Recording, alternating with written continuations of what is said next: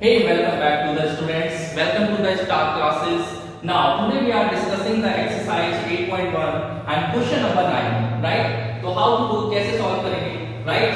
तो चलिए start करते हैं आज का सेशन.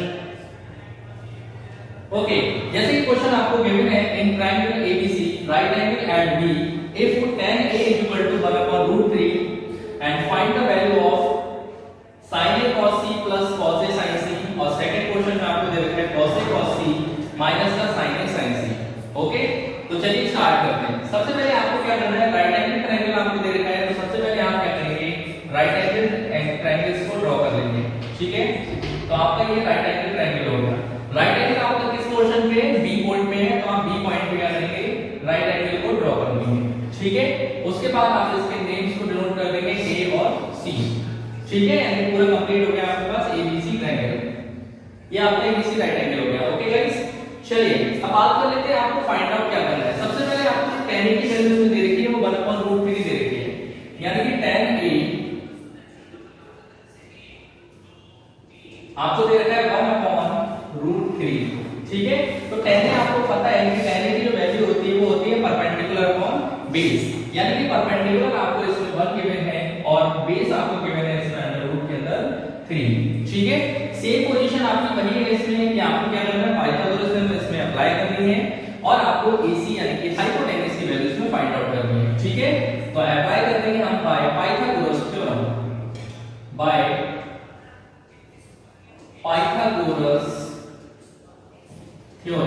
ठीक है गाइस, तो पाइथागोरस थ्योरम हम इसमें अप्लाई कर देंगे. पाइथागोरस थ्योरम से आप क्या करेंगे, हाइपोटेनस की वैल्यू फाइंड आउट करेंगे, यानी फार्मूला आपका हो जाएगा हाइपोटेनस का स्क्वायर प्लस बेस का स्क्वायर प्लस परपेंडिकुलर स्क्वायर. तो AC square is equal to, ये आपको दे रखा है √3 का स्क्वायर एंड प्लस 1 का स्क्वायर. तो AC square is equal to आ जाएगा 3 plus 1, AC square is equal to हो जाएगा 4 और इसका अंडर निकालेंगे तो आपका AC की वैल्यू आ जाएगी 2. ठीक है गाइस, तो 2 आपकी क्या होगा, AC की वैल्यू हो गई, यानी कि हाइपोटेनस आपका फाइंड आउट हो गया आ गया 2. अब आपके पास सारी चीजें गिवन है, राइट. आपको सबसे पहले फर्स्ट टर्म से आपसे पूछेंगे sin A cos C and plus cos A sin C.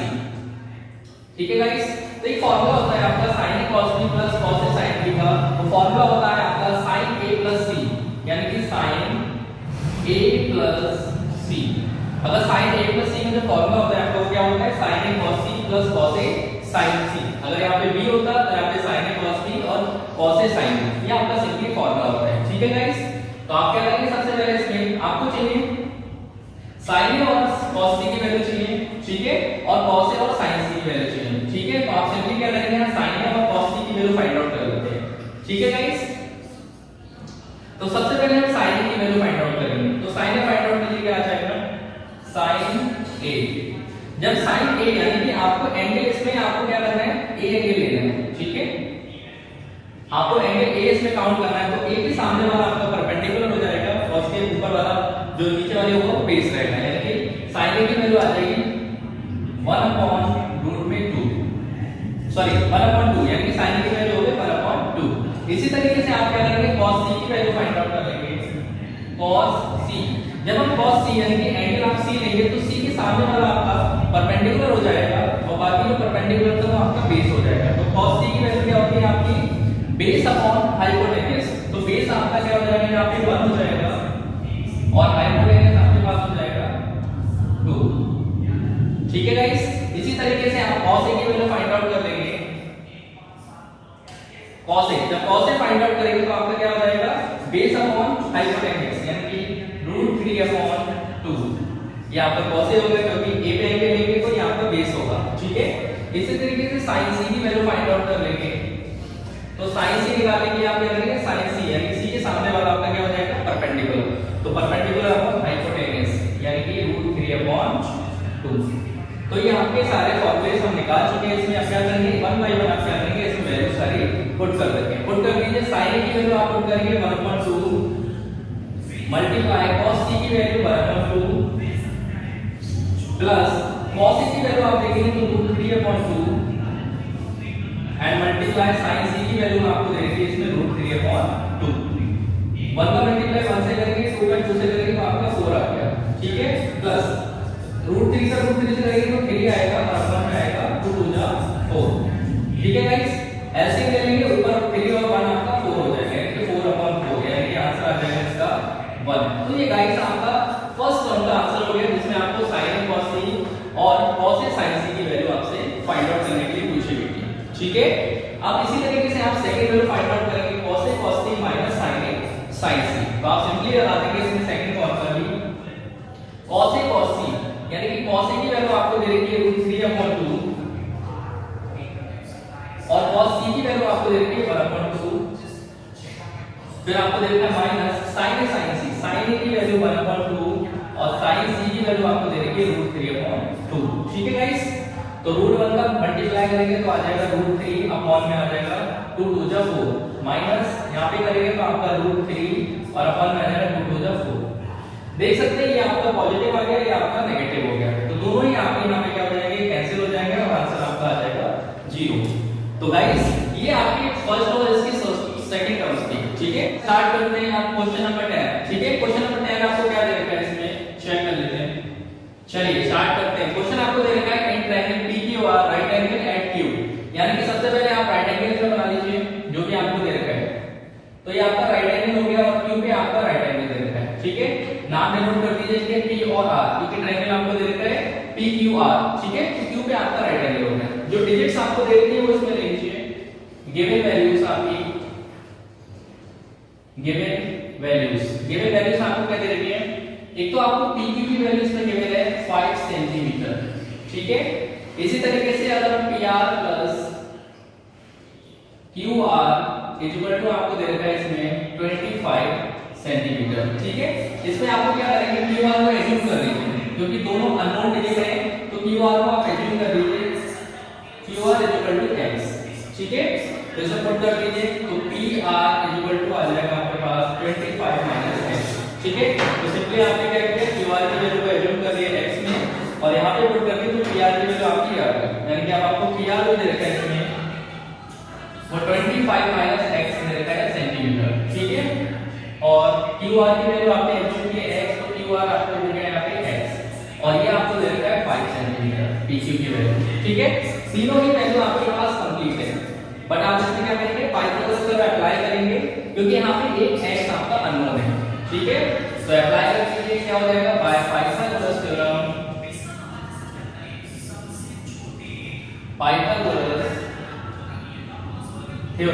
तो बाय पाइथागोरस थ्योरम आप अप्लाई कर दीजिए, क्या हो जाएगा 25 माइनस x का स्क्वायर इक्वल टू हो जाएगा बेस का स्क्वायर यानी कि 5 स्क्वायर और परपेंडिकुलर स्क्वायर यानी कि x का स्क्वायर।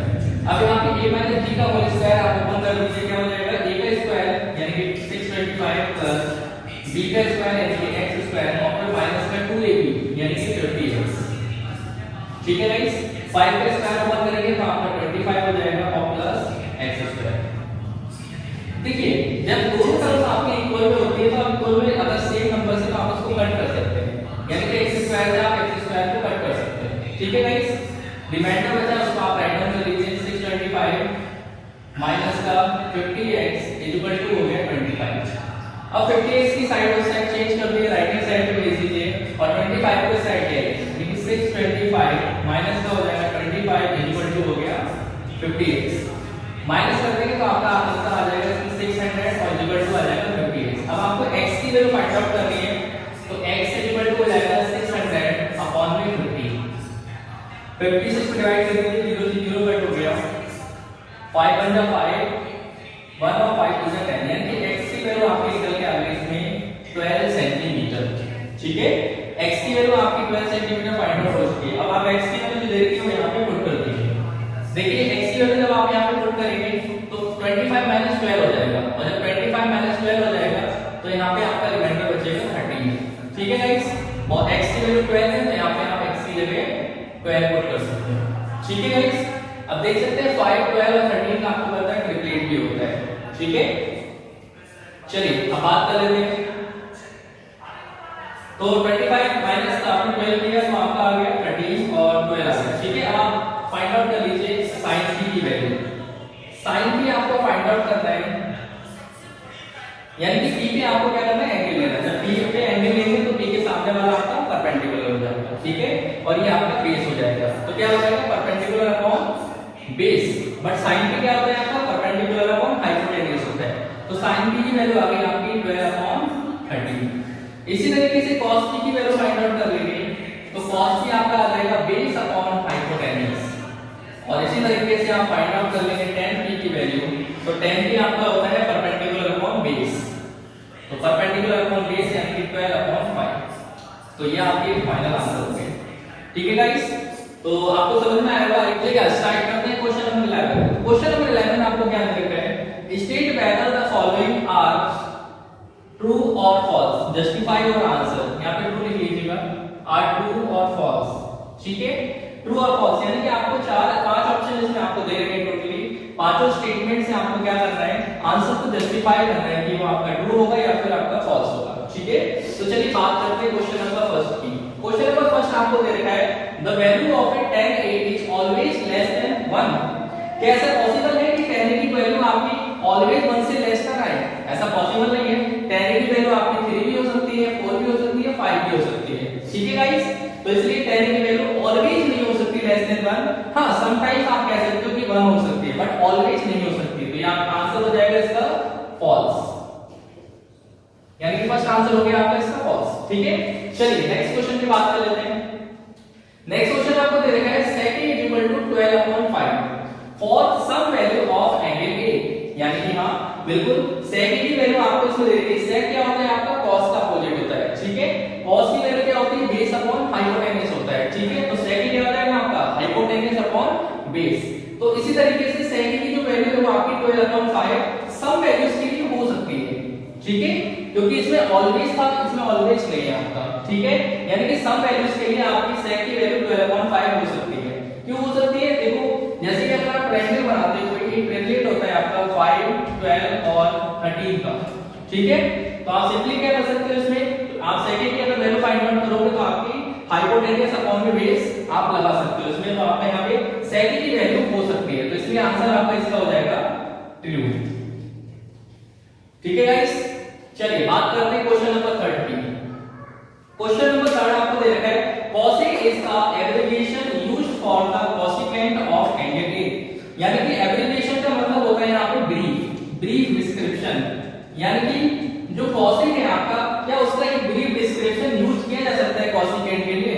तो ऐसा पॉसिबल नहीं है, ठीक है, क्योंकि सिर्फ अगर एंगल A की बात करोगे तो वो आपका cosec के लिए इसका ब्रीफ डिस्क्रिप्शन नहीं होता है, क्योंकि जो आपका A होता है वो सिर्फ इसका एंगल को डिनोट करता है, ठीक है। तो आंसर इसका हो जाएगा आपका फॉल्स।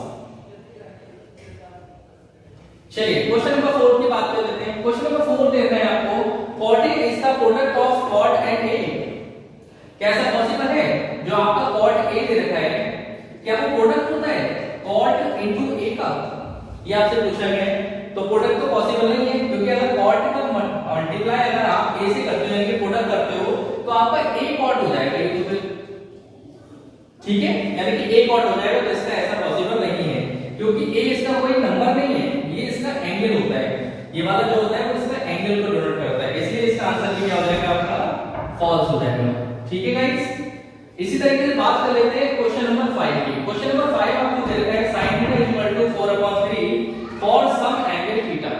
तो कह रहे हैं कि sin थीटा जो है वो आपको 4/3 दे रखा है फॉर सम एंगल थीटा। तो sin की जो वैल्यू होती है, सिर्फ थीटा की वैल्यू आपकी 4/3